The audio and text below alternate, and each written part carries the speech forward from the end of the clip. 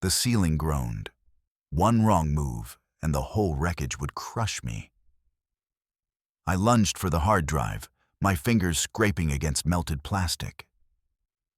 The fire wasn't an accident. Someone wanted my work gone. And the only person who knew where I kept my backups was standing right behind me, smiling like he'd just saved my life. The weight shifted. The cabinet pinned my leg. I had seconds before the beam snapped. My sister's voice echoed in my head. Professional accelerant. Mark's hand gripped my arm. Too tight, too late. The drive slipped from my fingers. David Miller knelt in the hollowed-out carcass of his life, the knees of his trousers soaking up a cocktail of stagnant water and pulverized charcoal. The air in Columbus was thick today, a humid, heavy blanket that carried the persistent, cloying scent of wet ash. It was a smell that didn't just sit in the nostrils. It coated the back of the throat, tasting of scorched insulation and ruined memories. 2 weeks had passed since the fire. Yet the skeletal remains of his home still felt warm to the touch. A phantom heat that made his skin prickle with a constant, low-grade alarm. He reached into a mound of blackened debris near what used to be the media console.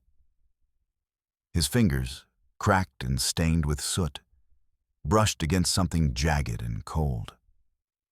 He pulled it free, a melted hunk of plastic and metal that had once been his primary hard drive. The casing was warped, twisted into a grotesque snarl by the intense heat. But the weight of it felt significant. This was the reservoir of his professional existence. The digital architectural blueprints of a dozen half-finished projects. And more importantly, the storage for the house's internal security feed. David pulled a small, battery-operated fan from his coat pocket.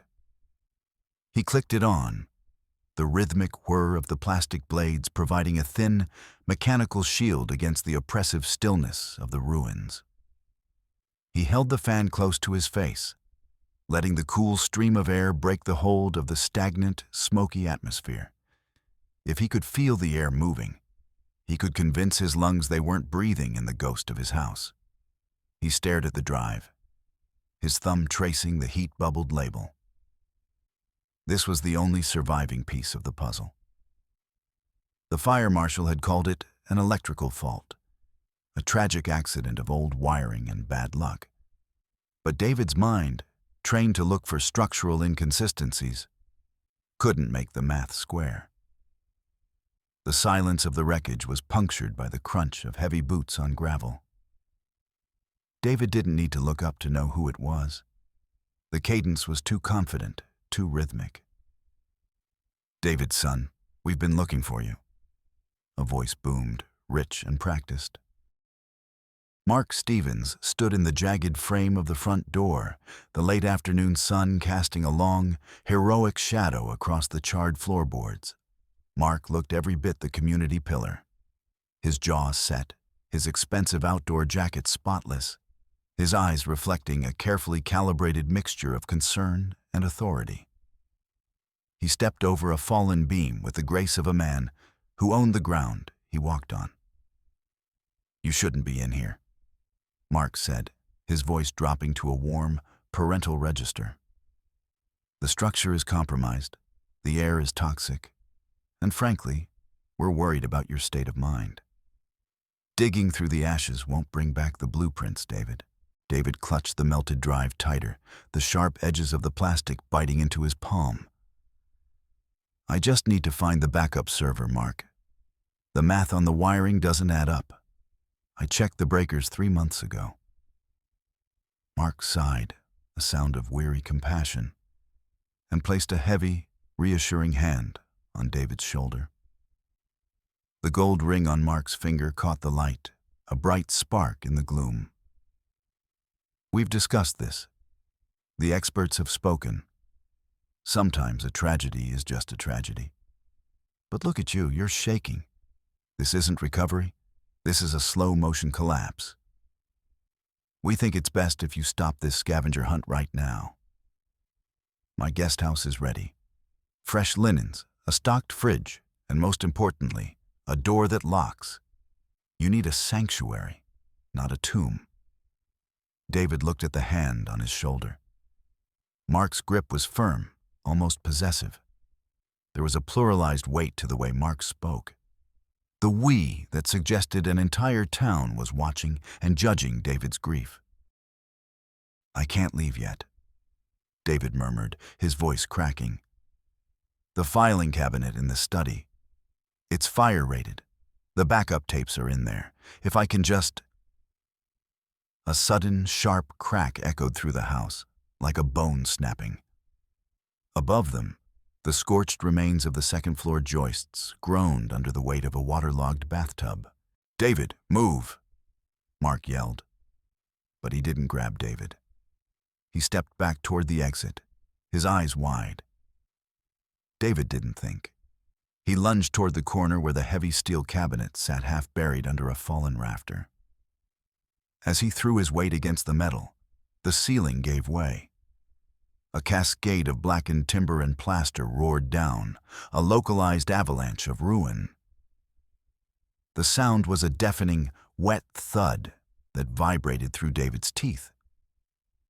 He rolled to the side, his shoulders slamming into the brick of the fireplace, as the space where he had been standing a second ago was swallowed by debris. Dust choked the air, turning the room into a gray void. David coughed, the fan in his pocket still whirring uselessly against the cloud. He looked down. His hands were scraped raw, but he was clutching a small, soot-stained box he'd managed to yank from the cabinet's drawer as it buckled. The backup tapes. "David? David?" Mark's voice came from the doorway, frantic but distant. David pulled himself up, his lungs burning. He emerged from the dust cloud like a ghost, his clothes gray with ash, but his eyes were fixed on the box in his hand. He had saved the data. He had the record of the night the world turned orange. "I'm fine," David rasped, pushing past Mark into the fresh air of the driveway. He didn't stop until he reached the sidewalk, the cool wind off the street finally stripping the taste of the fire from his tongue. He was sitting on the bumper of his car, his chest heaving, when a sharp, silver sedan pulled up to the curb.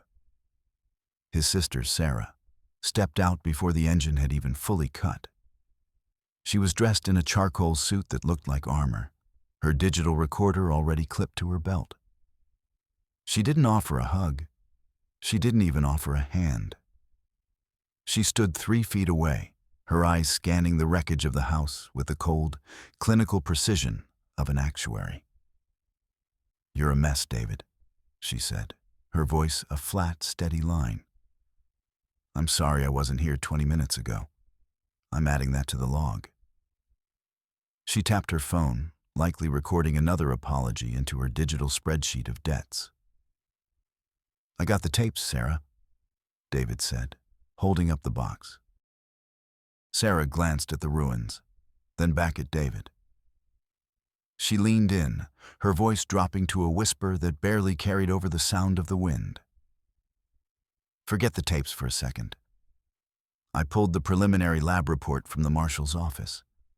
I have a friend in the forensics wing." David felt the air in his lungs go cold.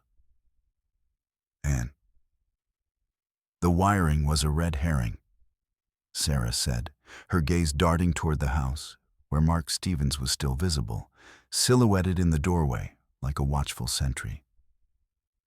They found traces of a high-velocity accelerant in the floorboards of the nursery. It's a professional-grade compound, something designed to burn hot and fast, leaving almost no chemical signature. "David, this wasn't an accident. It was a surgical strike." David looked back at Mark. The suburban savior was waving to a passing neighbor, his posture radiating the calm, steady confidence of a man who had everything under control. The realization hit David with the force of a physical blow. The man who had offered him a bed was the same man who had turned his home into a furnace. The guest house was a masterpiece of clinical comfort. It sat at the back of Mark's sprawling estate, a glass and stone structure that smelled of expensive cedar and industrial-strength cleaning supplies. As David stepped inside, the heavy oak door clicked shut with a sound that felt uncomfortably final.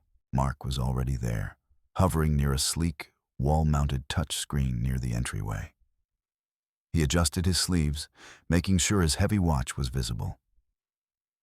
"We wanted to make sure you felt secure, David, after what happened at the house today. Well, we can't have you jumping at shadows." He tapped the screen. A low electronic chime echoed through the room. "This is a top-of-the-line security interface," Mark explained, his voice taking on that theatrical, rolling momentum. "Motion sensors, heat mapping, and a direct line to the local precinct. It's a fortress. We call it the Shield." David watched as Mark's fingers danced across the glass. "Can I have the code?" David asked, his hand drifting to the fan in his pocket. The air in the guest house felt filtered, thin, as if the oxygen had been rationed. Mark smiled, a flash of white teeth that didn't reach his eyes. "Now, why would we want to burden you with that? You're here to rest, to heal. We'll handle the perimeter. You just focus on breathing." As Mark turned to point out the features of the kitchen, David saw him perform a quick, subtle sequence on the panel. A series of swipes that turned the screen from blue to a deep, authoritative red. David realized with a jolt of ice in his gut that Mark wasn't setting an alarm. He was engaging a lockout. The windows, the doors, even the internal ventilation, everything was now under Mark's singular control. David wasn't a guest. He was a piece of inventory being kept in a climate-controlled box. Later that night, the silence of the guest house became a weight. David sat at the small mahogany desk, his recovered laptop open before him. He had spent the last 3 hours trying to bypass the encryption on the backup tapes. But the files were stubborn, locked behind a wall of code he didn't recognize. He reached into his bag for a snack, but his hand struck something else. A drawer in the desk was slightly ajar. He pulled it open, expecting to find stationery or a phone book. Instead, his heart skipped a beat. Inside the drawer lay a pile of colorful confetti. He reached in and pulled out a handful. It wasn't paper. They were the remains of his personal photographs, the ones he'd kept in his wallet and the small box he'd salvaged. His parents at the Grand Canyon, Sarah's graduation, his own wedding photo. They hadn't just been torn. They had been systematically shredded into uniform, quarter-inch strips. The air in the room suddenly felt like it was being sucked out through the vents. David stood up, his chair scraping harshly against the hardwood. He ran to the closet where he'd left his suitcase. It had been moved. The zipper was undone by exactly 2 inches. He turned on his fan, the whirring blades the only thing keeping the panic from seizing his throat. This was the safety Mark had promised. A space where his history was being erased, strip by strip, while he slept. He wasn't just being watched, he was being unmade. The next morning, the sky over Columbus was the color of a bruised plum. David waited until he saw Mark's heavy SUV pull out of the driveway, the tires crunching over the gravel with a sound like grinding teeth. He had to get to the fire marshal. He had the tapes. And even if he couldn't open the files, the physical evidence of the accelerant Sarah mentioned was enough to start a fire of its own.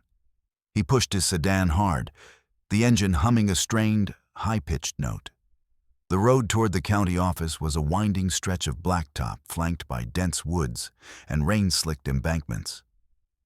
David kept checking his rearview mirror, his eyes darting between the road and the reflection. Then he saw it. A black SUV, windows tinted to avoid like darkness, appeared 3 car lengths behind him. It didn't pass. It didn't fall back. It mirrored every lane change, every subtle adjustment in speed. David's hands tightened on the wheel. "Check the intake," he muttered to himself, a mantra of structural logic. The variable is the distance. The distance is closing. The SUV surged forward. The sound of its engine was a low, predatory growl that vibrated through David's floorboards. Thump. The first impact was a jarring shock that sent David's head snapping back. The SUV had clipped his rear bumper, the metal-on-metal screech echoing like a scream in the quiet morning. "Okay," David whispered, his breath coming in ragged hitches. "Okay." The SUV pulled alongside him, the massive wall of black metal looming over his small sedan like a wave. It began to veer inward, the driver clearly intent on forcing David off the road and down the steep, wooded embankment. David slammed on the brakes. The SUV shot past, its tires shrieking as the driver fought to correct the slide. David didn't wait. He yanked the wheel to the right, diving into a narrow, gravel-strewn back street he knew led into a labyrinth of old industrial alleys. The pursuit became a blur of gray brick and wet asphalt. The SUV was faster, but David's car was smaller, more agile. He tore through a narrow gap between 2 warehouse loading docks, the side mirrors missing the brick by fractions of an inch. The scent of burnt rubber filled the cabin, mixing with the stale smell of the fan blowing in his face. He saw a delivery truck backing into a bay ahead, blocking the entire width of the alley. David didn't slow down. He timed the gap, flooring the accelerator and sliding through the shrinking space just as the truck's rear bumper kissed the opposite wall. Behind him, he heard the roar of the SUV's engine and the frantic scream of brakes, followed by the heavy, crunching thud of a missed maneuver. David didn't look back. He took 3 more rapid-fire turns, his heart hammering against his ribs like a trapped bird, before pulling into the deep shadows of a derelict parking garage. He killed the engine and sat in the sudden, ringing silence. His hands were shaking so violently he had to grip the steering wheel to keep them still. He was being hunted, not just monitored, but actively, violently hunted. He met Sarah 2 hours later in a quiet park on the edge of town. The rain had turned into a fine mist that clung to the trees like cobwebs. Sarah was sitting on a bench, her digital recorder clicking rhythmically in her hand. "I'm sorry I'm late," she said, her eyes scanning the perimeter of the park before settling on David's bruised car. "I'm adding 5 minutes to the log. Someone tried to kill me, Sarah," David said, his voice a jagged edge. Sarah didn't flinch. She reached into her briefcase and pulled out a manila folder. "I know, and I think I know why. I spent the morning digging into Mark's history, not the hardware hero version, the real one." She opened the folder to a grainy newspaper clipping from 15 years ago. Mark Stevens wasn't always a small-town businessman. He was a lead pyrotechnician for a major film studio in Atlanta. He was brilliant, apparently. But he was fired after a safety incident on a high-budget action set. David leaned in, squinting at the text. What kind of incident? He didn't just set the explosions, David. He became obsessed with the purity of the fire. He started rigging secondary charges that weren't in the script, charges designed to test the actors and crew's reaction times. He claimed he was making the set safer by forcing everyone to be more vigilant. The studio called it criminal negligence. Mark called it a divine mission to eliminate complacency. David felt a cold trickle of sweat slide down his spine. He's doing it again. He burned my house to save me. It's worse than that, Sarah said, her voice dropping. He's not just saving you. He's creating a world where he is the only variable that matters. He's the architect of the disaster and the only one with the blueprints for the exit. David looked at the folder. I need the encryption key for those tapes. If I can show the world what he did, the citizen of the year becomes a common arsonist. He'll keep the key close, Sarah warned. Probably in the main house, in his private archive. David nodded, his mind already mapping the floor plan of Mark's mansion. Then that's where I'm going. Subverted Beat 3.1, David spent the next 4 hours in the quiet corner of a public library, his fingers flying across the keyboard of a borrowed computer. He needed a lifeline. If he was going to fight Mark, he needed resources. He logged into his primary bank portal, his mind already calculating the cost of a private security firm and a high-end data recovery specialist. The insurance payout from the fire, a substantial sum intended to rebuild his life, had been cleared 2 days ago. It was the only lever he had left. He typed in his credentials, his breath steadying as the loading bar progressed. He could almost feel the weight of the digital currency, the freedom it represented. With that money, he could get Sarah a safe house. He could hire a lawyer who didn't play golf with the mayor. The screen refreshed. Account status, frozen. David blinked. He refreshed the page. Account status, frozen. Contact legal representative. A cold, hollow feeling opened up in his chest. He pulled out his phone and dialed the bank's emergency line. After 3 minutes of agonizing hold music, a woman with a clipped, professional voice answered. Yes, Mr. Miller, she said, her tone dripping with a practiced, synthetic sympathy. I see the hold on your accounts. It was placed this morning by the court-appointed conservator, Mr. Stevens. Conservator? David's voice was a whisper. I never agreed to a conservator. The filing was expedited, sir. It cites acute psychological distress and erratic behavior following a traumatic event. There's a signed affidavit from a local physician and a character witness statement from a Mr. Mark Stevens. He's been granted temporary stewardship of all your assets to ensure they aren't dissipated during a period of mental instability. He's stealing my life, David hissed, his hand gripping the desk so hard the wood groaned. Mr. Stevens was very clear, sir, the woman continued, oblivious to the fire in David's voice. He's doing this for your protection. He's even set up a restricted allowance for your necessities, which will be managed through his office. We think it's a very prudent move, given the circumstances. David hung up. The library felt suddenly, terrifyingly small. The air was thick with the smell of old paper and dust, and for the first time since the fire, the fan in his pocket felt useless. Mark hadn't just taken his house. He had reached into the digital ether and severed David's connection to the world. He was being financially lobotomized, stripped of his independence under the guise of protection. Every dollar he had, every cent of the insurance money meant to buy his future, was now a leash in Mark's hand. David wasn't just a guest. He was a ward, a prisoner with a managed allowance. The realization hit him like a physical blow to the stomach. He had tried to be smart, to use the system, and the system had been turned into a cage. He was now completely dependent on the man who had burned him out of his home. He had no money for a lawyer, no money for a hotel, and no way to outrun the black SUV. The safety Mark offered was a total, suffocating eclipse.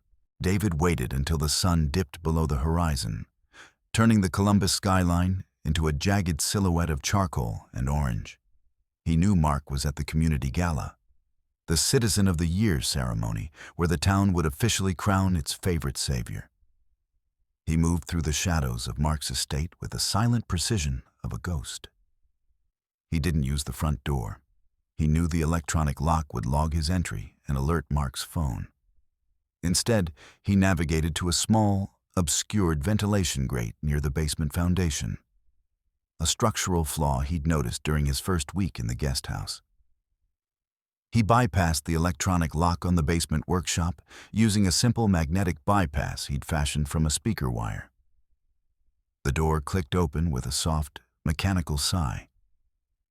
The workshop was a cathedral of cold, hostile intent.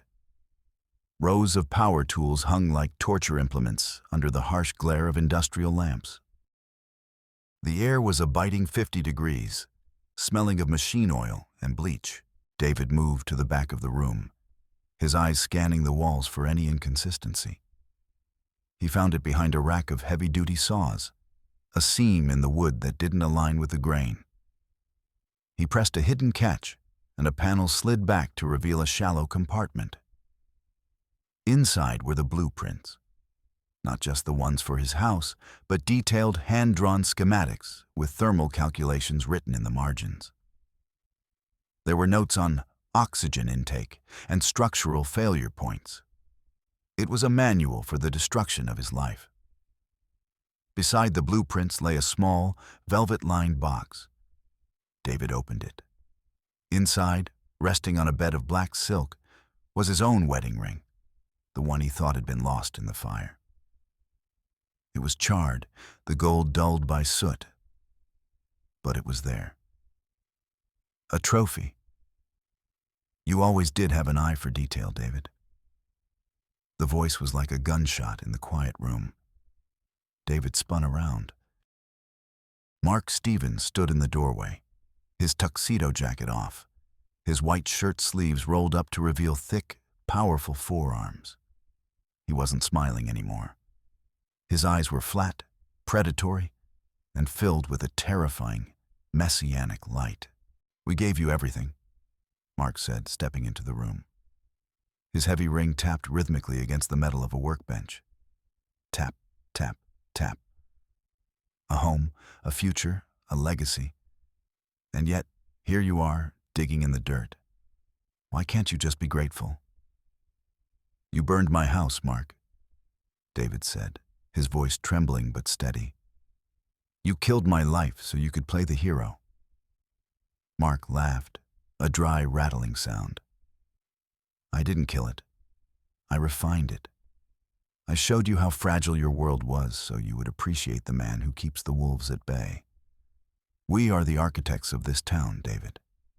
And sometimes you have to clear the lot before you can build the monument." Mark lunged. He was faster than a man his size should be. His fist caught David in the ribs, a blow that felt like a sledgehammer strike. David went down, the air leaving his lungs in a wheezing rush. He scrambled for a heavy pipe wrench on the floor, but Mark was already on him. The struggle was brutal and silent, punctuated only by the sound of heavy breathing and the clatter of falling tools. David managed to land a kick to Mark's knee, but the older man didn't even flinch. He grabbed David by the throat, his fingers like iron bands.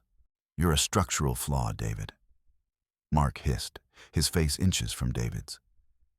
"And we know exactly how to handle a flaw." He swung a heavy pipe wrench, the cold metal connecting with the side of David's head. The world exploded into a kaleidoscope of white light and jagged pain. And then, there was only darkness. David woke up to the sound of a low, electrical hum. His head throbbed with a rhythmic, sickening pulse, and the taste of copper filled his mouth.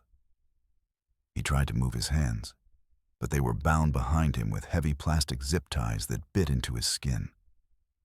He was in a concrete room, windowless and cold. In the center of the rough floor sat a high-end, king-sized bed, bolted to the concrete with heavy steel rivets. It was a surreal, terrifying sight. A pocket of luxury in a tomb. Mark stood by the heavy steel door, adjusting his tie. "We've moved Sarah's things," he said calmly, as if he were discussing the weather. The police found the accelerant in her hotel room an hour ago, along with a series of forged insurance claims in her name. It seems your sister was the one who burned your house down for the payout, David. A tragic case of sibling betrayal. The town is devastated. You monster, David rasped. Mark smiled. We prefer Stewart. You'll stay here for a while. It's soundproofed, climate-controlled, and perfectly safe. I have a gala to finish. I'm accepting an award, after all. The heavy door slammed shut, the sound echoing like a tombstone being slid into place. David was alone in the dark, buried alive while the man who ruined him was celebrated as a saint. He didn't know how long he sat there. Time had no meaning in the hum of the ventilation. But then, he felt a faint, cool breeze on his face. He looked up. A ventilation grate, high on the wall. He reached into his pocket. His fingers brushed against something small and sharp. His metal drafting compass. He'd kept it there since the day of the fire. A habit of a man who needed to measure the world. He spent the next hour working the lock on the zip ties, the sharp point of the compass drawing blood, but eventually catching the plastic catch. With a final, desperate tug, his hands were free. He climbed onto the bolted-down bed, his fingers trembling as he reached for the grate. 1 screw, 2, 3. The metal was heavy, but his adrenaline-fueled strength tore it free. The duct was a narrow, suffocating tunnel of galvanized steel. David pushed through his claustrophobia, his breath coming in short, panicked bursts. He crawled, the metal scraping his skin, the smell of dust and old grease filling his lungs. He wasn't a victim anymore. He was a force of nature, moving through the veins of Mark's house toward the light. Subverted beat 4.2. The Columbus Community Gala was a sea of white marble and flickering crystal. Hundreds of the town's elite stood in their finest attire, champagne flutes catching the light of the massive chandelier. On the stage, Mark Stevens stood behind a mahogany podium, his face projected onto a massive jumbo screen behind him. He looked magnificent, the very image of a humble hero. David burst through the service doors at the back of the hall, his clothes torn, his face bruised and smeared with grease. He didn't shout. He didn't run. He moved toward the audiovisual booth with the focused intensity of a man completing a blueprint. The technician in the booth didn't even have time to protest before David shoved him aside and jammed a thumb drive into the console. "Watch the screen," David whispered. On the stage, Mark was mid-sentence. "And we believe that the true strength of a community is found in the way we lift each other up after the fire." The screen behind him flickered. The image of Mark's face was replaced by a grainy, high-definition video feed. The audience gasped. It was the interior of David's nursery on the night of the fire. The timestamp in the corner read, 2:14 a.m. A figure moved into the frame. It was Mark Stevens, dressed in a dark hoodie, carrying a bright red gas can. He moved with practiced, surgical precision, pouring the liquid in a perfect circle around the center of the room. He checked his watch, adjusted his sleeves, and then, with a calm, steady hand, flicked a gold lighter into the puddle. The room went deathly silent. On the screen, the fire roared to life, a beautiful, terrifying wall of orange. Mark stood there for a moment, bathed in the light, a look of pure, ecstatic peace on his face, before turning and walking calmly out the door.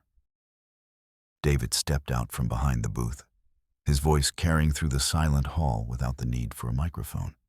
"Is this the man you're honoring?" Mark turned, his face pale, his eyes darting toward the exits. He tried to speak, but the words died in his throat. The we was gone. He was just a man, standing alone in the glare of his own destruction. David waited for the triumph. He waited for the crowd to surge forward, for the police to tackle Mark, for the justice he had bled for. But the crowd didn't move toward Mark. They moved toward David. "What is this?" a woman in the front row hissed, her eyes filled with a strange, defensive anger. "Is this some kind of sick joke, Miller?" "It's the truth," David rasped. "You're seeing it." "No," a man shouted from the back. "We're seeing a man who's lost his mind attacking the person who saved him. Mark told us you were having a breakdown. He told us you were dangerous." "Look at the video." David pointed at the screen. "We see a deep fake." Jennifer Thompson, the gala organizer, stepped forward, her jewelry clacking aggressively. Her face was twisted in a mask of protective fury. "Mark warned us you were tech-savvy. He told us you were obsessed with framing him because you couldn't handle the debt of his kindness." "This is a character assassination, David. It's disgusting." Mark saw the shift. He saw the town's need to protect their hero, to protect the version of the world where people like him were safe. He straightened his tie, his posture returning to its heroic, upright stance. "We are so sorry, everyone," Mark said, his voice thick with a fake, heavy sorrow. "We knew David was struggling, but we didn't realize the darkness had taken him this far. He's edited this footage. It's a cry for help. A violent, tragic cry for help." The security guards moved in. They didn't go for Mark. They grabbed David, their hands rough and unforgiving. "No!" David screamed, struggling against the grip. "He's the one. He burned it all." "Take him to the hospital," Jennifer commanded, her voice cold and final. "And call the police.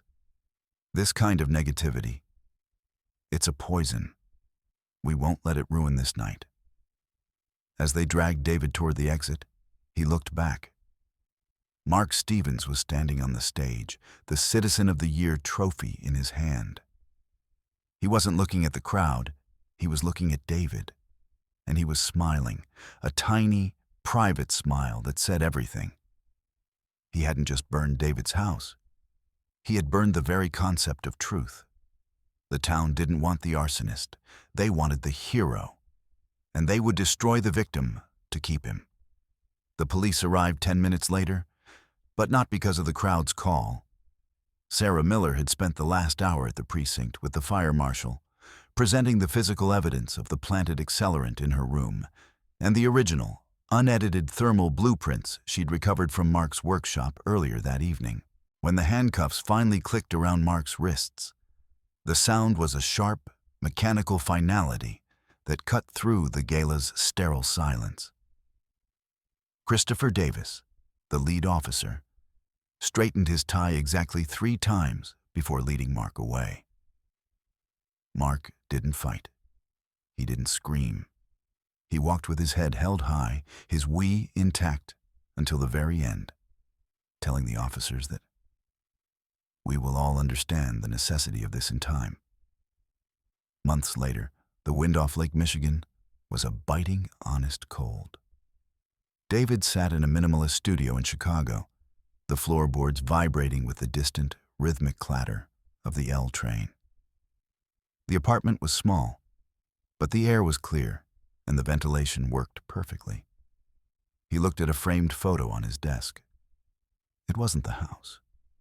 It was a picture of him and Sarah, standing on a pier, the skyline of a new city behind them. He had realized that his value wasn't in preventing disasters or uncovering every hidden truth. It was in the ability to stand in the ashes and decide what to build next. He clicked on his small personal fan, the whirring blades, a familiar, comforting hum. He didn't need it to breathe anymore, but he liked the sound. It was the sound of a machine doing exactly what it was designed to do. No more, no less. He was the architect of his own survival, and for the first time in his life, the blueprints were finally, beautifully clear.